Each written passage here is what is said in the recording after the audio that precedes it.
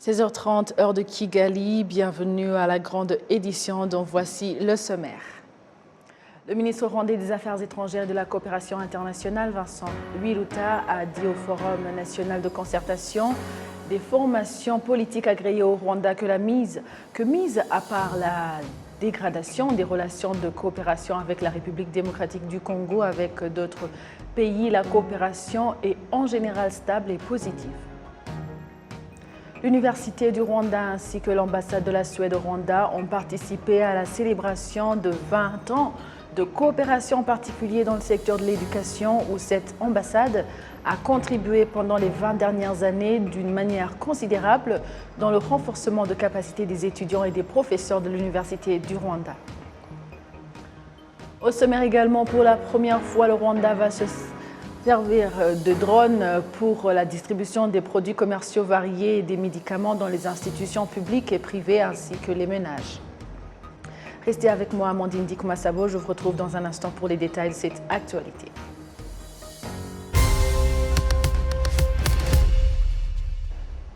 Madame, Monsieur, bonjour. Merci de suivre la télévision rwandaise. Le ministre rwandais des Affaires étrangères et de la coopération internationale, Dr Vincent Biruta, a dit au Forum national de concertation des formations politiques agréées au Rwanda que, mis à part la dégradation des relations de coopération avec la République démocratique du Congo, avec d'autres pays, la coopération est en général stable et positive.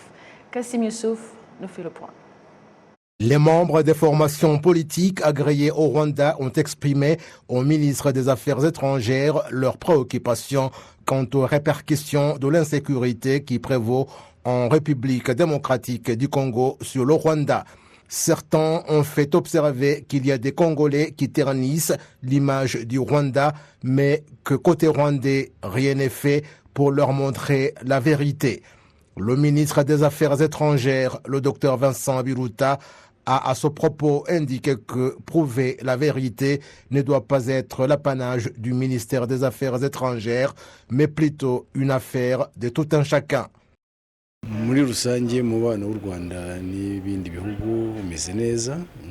En général, la coopération du Rwanda avec d'autres pays est au beau fixe.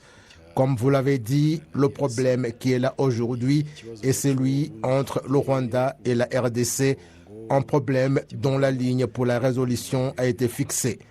Il y a différents processus au niveau régional et au niveau de l'Union africaine qui ont été mis en place. Il y a des accords qui ont été signés pour résoudre le problème à l'est de la RDC. En fait, la ligne pour résoudre les problèmes est là, mais ce qui fait défaut, c'est la bonne volonté de la part du gouvernement de la République démocratique du Congo pour que les problèmes puissent avoir une ligne directrice de résolution et que les compromis soient mis en exécution. Pour nous, côté rwandais, nous sommes prêts et nous avons apporté notre contribution pour que le problème trouve des solutions, mais aussi nous prenons des mesures pour que la souveraineté nationale soit assurée, que la sécurité des Rwandais et l'intégrité territoriale soient bien préservées. Ces mesures sont là et la sécurité du Rwanda est préservée. Et ce qui reste, c'est que le gouvernement de la République démocratique du Congo puisse avoir la volonté de mettre en application les différentes résolutions et la ligne directrice qui a été fixée pour que ce problème soit résolu.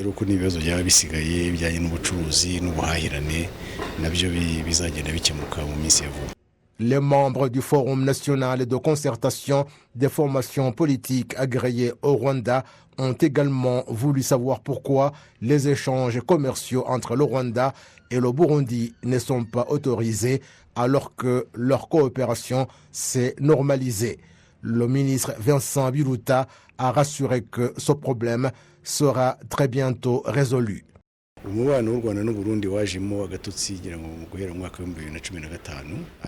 La coopération du Rwanda et le Burundi s'était dégradée depuis 2015, mais maintenant elle se normalise et il y a du progrès chaque jour pour que cette coopération soit renforcée et nous sommes persuadés que les problèmes encore en attente relatifs au commerce et aux échanges vont trouver bientôt des solutions.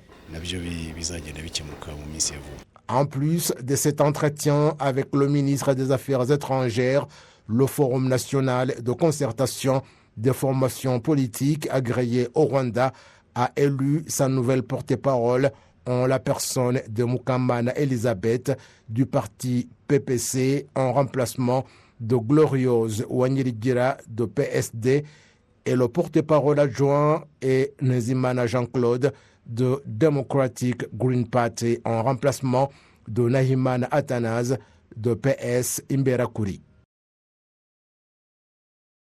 Parlons à présent du domaine de l'éducation où l'Université du Rwanda ainsi que l'ambassade de la Suède au Rwanda ont participé à la célébration de 20 ans de coopération, en particulier dans le secteur de l'éducation où cette ambassade a contribué pendant les 20 dernières années d'une manière considérable au renforcement de capacités des étudiants et des professeurs de l'Université du Rwanda.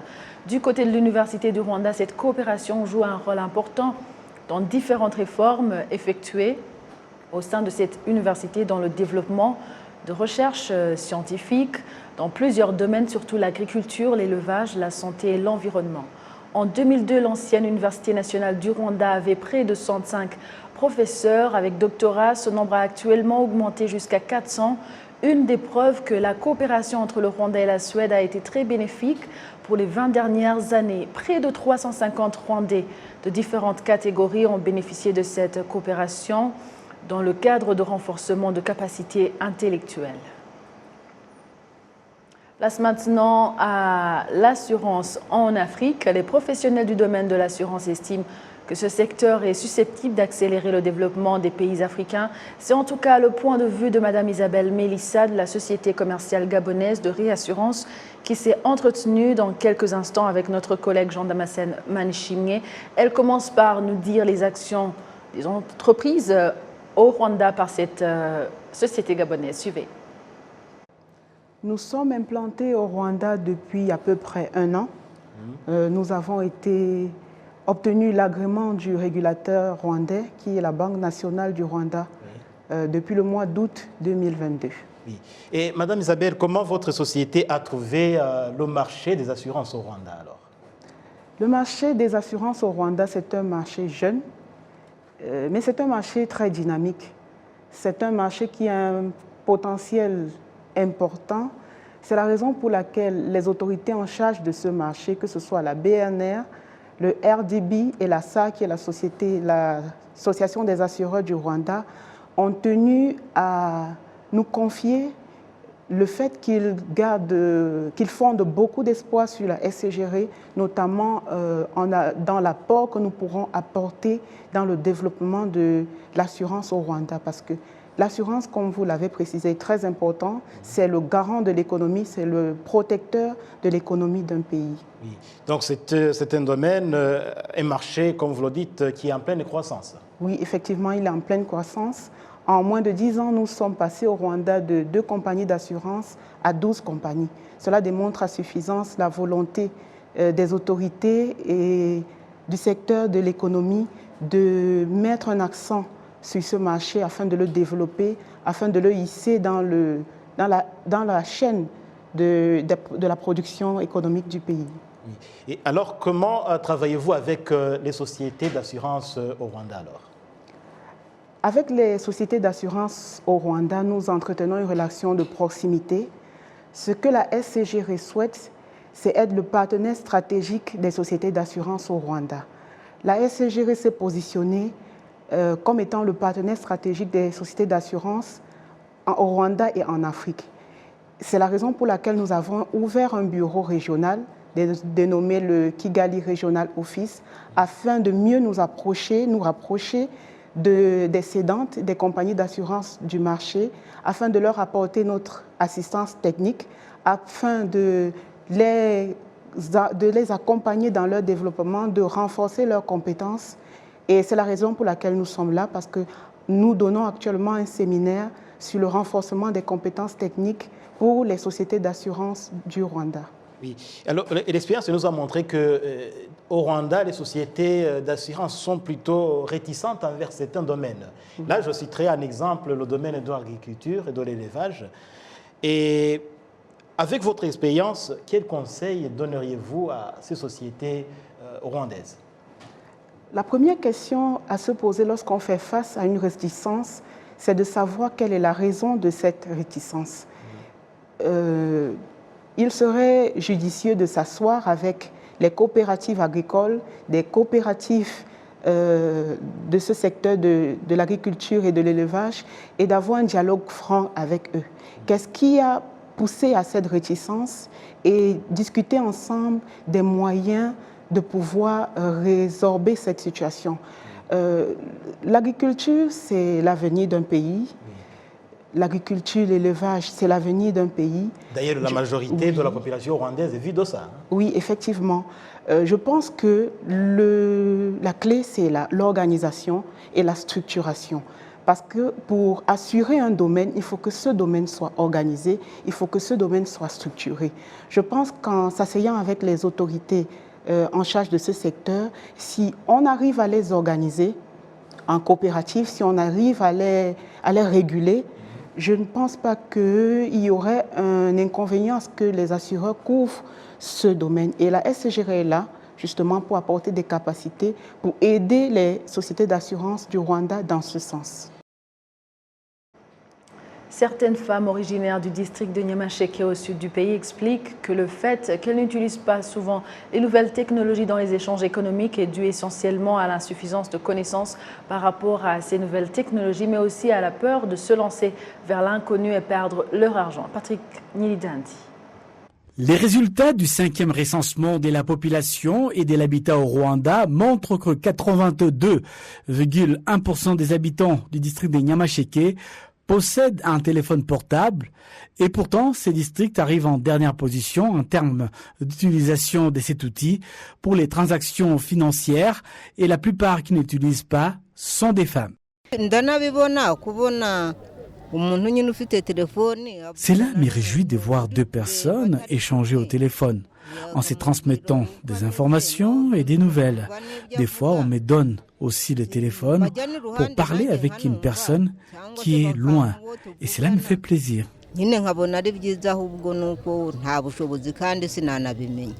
Le téléphone portable est pourtant un outil important pour le transfert d'argent et bien d'autres facilités. Sans compter que grâce au téléphone, l'utilisateur peut non seulement protéger son argent des vols, mais aussi épargner. Je pense que la raison la plus évidente est le fait de se sous-estimer. La femme pense que seuls les hommes peuvent garder de l'argent dans leur téléphone. Je pense que des fois, on peut avoir un mari qui gaspille les biens de la famille en dépensant n'importe comment l'argent. Vous pouvez vous entendre avec lui et le mari peut confier à sa femme l'argent qui le garde dans son téléphone. La Banque nationale du Rwanda, BNR en sigle, a lancé une campagne sur la politique d'investissement auprès des femmes dans le but de promouvoir les paiements par téléphone en réponse aux services financiers pour les femmes. Le vice-gouverneur de la Banque nationale du Rwanda affirme que cela augmentera le nombre de femmes qui utilisent la technologie pour réaliser leurs transactions financières et réduire ainsi leur vulnérabilité face aux vols et autres escroqueries. Il y a encore beaucoup de cas de vols dans les tontines. Lorsque, par exemple, la direction de cette structure est confiée à une personne malhonnête, il y a des cas de vols et même les registres des dépenses disparaissent. Mais lorsque vous utilisez la technologie, il y a des traces et personne ne peut voler cet argent. Et la Banque centrale rassure les microfinances et autres coopératives qu'elle est en mesure de suivre de près l'utilisation de ces fonds. Et puis ce programme que nous avons lancé vient en complément à la politique nationale de parité et de complémentarité entre hommes et femmes sans aucune exclusion. Grâce aux formations et aux campagnes qui seront menées cette année, la Banque nationale du Rwanda s'attend à ce qu'au cours de la seconde partie de l'année prochaine 2024, 15 000 femmes des districts de Nyamasheke et Nyaruguru s'ajoutent au nombre de femmes qui utilisent déjà la technologie, donc les téléphones portables pour leurs transactions financières. Pour la première fois, le Rwanda va se servir des drones pour la distribution des produits commerciaux variés et des médicaments dans les institutions publiques et privées ainsi que les ménages. Cette nouveauté fait la joie des opérateurs privés, en particulier ceux qui espèrent trouver là un moyen sûr et rapide de transport de leurs produits. Jean Damascène, Maniching. L'usage des drones dans le transport des produits s'intensifie au Rwanda, ce qui s'accompagne de l'innovation dans ce secteur. La dernière en date étant l'usage des drones dans divers services commerciaux. Le directeur de la société Zipline au Rwanda révèle que ce programme débutera par la ville de Kigali avant la fin de cette année, avant de s'étendre à d'autres provinces du pays. Les hommes d'affaires en particulier se félicitent de cette nouveauté qui leur permettra d'accélérer la qualité des services aux clients. C'est le cas des distributeurs des produits pharmaceutiques agricoles qui considèrent que cette voie est plus rapide que la voie terrestre la plus utilisée jusque-là par un grand nombre de gens. C'est surprenant, mais c'est bien. Ce serait, je ne sais pas, une première mondiale, mais presque. Maintenant, il faut évidemment voir où le drone doit atterrir, dans la maison, dans le jardin, les gens qui ont un espace pour atterrir ou pas. Enfin bon, il y a beaucoup de choses à prendre en considération, mais je pense que faut voir aussi le coût. Qu'est-ce qu'on commande pour que ce soit livré par drone? Il faut qu'il y ait une rentabilité. Si le patient doit payer le coût de la livraison, certainement ça risque d'aller plus vite. Parce que ça passe au-dessus de tout le trafic. Nous avons déjà un service de livraison de commande par Internet ou par WhatsApp. Et nous faisons livrer ensuite avec les services de moto. Mais c'est quand même une petite partie de nos ventes, ce n'est pas encore fortement développé. On essaye justement de développer ça. Avec les drones, ce serait un moyen en plus, en effet. La direction de la société Zipline, qui gère les drones au Rwanda, rassure que les prix seront mieux abordables par rapport à ceux déjà en place dans le pays. Le Rwanda a débuté l'utilisation des drones dans la distribution du son en 2016. À l'aide de 3 drones seulement, qui alimentaient essentiellement l'hôpital de Kabgayi, c'est au sud du Rwanda. Actuellement, le pays jouit de 75 drones au service de 430 centres de santé dans les coins les plus reculés du Rwanda. Parlons toujours de la technologie, mais sous un autre angle, en collaboration avec l'Agence des Nations Unies qui assiste les pays dans le renforcement des capacités liées à la technologie UNSPA, le ministère de la Technologie et de l'Innovation a organisé une formation visant à accroître la capacité de fournir ces services publics à la population avec l'aide de la technologie. Les détails, c'est avec Patrick Nilidandi. Au cours de cette formation, les participants issus des différentes institutions publiques et privées ont suivi des explications portant sur l'importance de la technologie dans la gestion d'un grand nombre d'informations que disposent ces différentes institutions publiques, mais aussi dans le contrôle de la manière dont ces informations sont utilisées de manière équitable à des fins d'intérêt public. I'm very happy to be here. It's my first trip in Rwanda.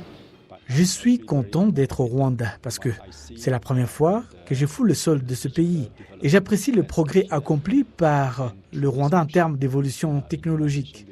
Nous croyons fermement que cette formation est importante car personne ne doit être laissé pour compte dans le développement de la technologie.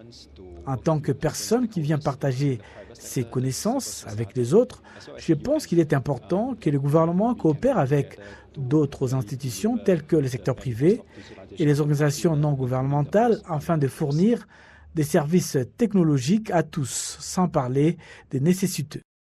Leila Gwagassana, directrice des communications sur un site web, affirme que la technologie a accéléré la fourniture des services gouvernementaux.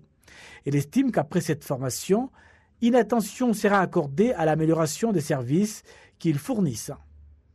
Après cette formation de 2 jours, un rapport sera publié reprenant les discussions et les nouvelles mesures à mettre en œuvre pour que la technologie profite aux Rwandais de manière visible. Place maintenant au développement socio-économique. Le gouvernement du Rwanda exhorte ses partenaires, surtout ceux du domaine de la gouvernance, à jouer un rôle dans le changement de mentalité de la population et à ne pas seulement fournir des efforts dans l'aide financière, mais plutôt orienter davantage d'efforts dans l'éducation en vue d'accroître le rôle de la population dans ce qui est réalisé pour elle et dans le processus de se tirer de la pauvreté. Le ministère de l'administration locale et ses partenaires dans le domaine de la gouvernance sont en effet en retraite de 2 jours pour évaluer l'état d'avancement de la mise en œuvre des stratégies nationales de transformation NST1, l'enquête 2022 de l'Office rwandais de gouvernance sur la perception de la population en ce qui concerne la gouvernance et l'octroi de services a révélé que la population est satisfaite de son rôle dans ce qu'on fait pour elle à hauteur de 118,8%. S'entretenant avec la télévision rwandaise, le ministre de l'administration locale, Moussa Bimana Jean-Claude, a fait savoir que beaucoup a été fait pour relever l'index sur le rôle de la population dans ce qui est fait pour elle, mais que le chemin est encore long pour changer la mentalité de certains habitants, pour qu'ils comprennent qu'ils sont des partenaires au lieu d'être des bénéficiaires.